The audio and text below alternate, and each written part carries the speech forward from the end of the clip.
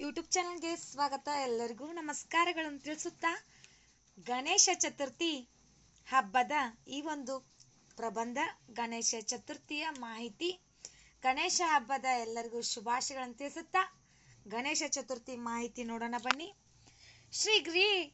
ಶ್ರೀ ಗಣೇಶ ಹಬ್ಬದಂದು ಗಣಗಳ ಅಧಿಪತಿಯಾದ ಗಣಪತಿಯನ್ನು ಮೊದಲು ಅವನನ್ನು ಪೂಜಿಸಲಾಗುತ್ತದೆ. ಶ್ರೀ ಗಣೇಶ ಹಬ್ಬದಂದು ಗಣಗಳ ಅಧಿಪತಿಯಾದ ಗಣಪತಿಯನ್ನು ಮೊದಲು ಅವನನ್ನು ಪೂಜಿಸಲಾಗುತ್ತದೆ. ಶ್ರೀ ಗಣೇಶ ಹಬ್ಬದ ಇತಿಹಾಸವು ಬಹಳ ಪ್ರಾಚೀನವಾದದ್ದು. ಈ ಬಾರಿ ಗಣೇಶ ಚತುರ್ಥಿ ಹಬ್ಬವನ್ನು ಸೆಪ್ಟೆಂಬರ್ 7 ಶನಿವಾರ ಆಚರಿಸಲಾಗುತ್ತದೆ. ಗಣಪತಿಯನ್ನು ನಾನಾ ಹೆಸರುಗಳಲ್ಲಿ ಕರೆಯುತ್ತಾರೆ.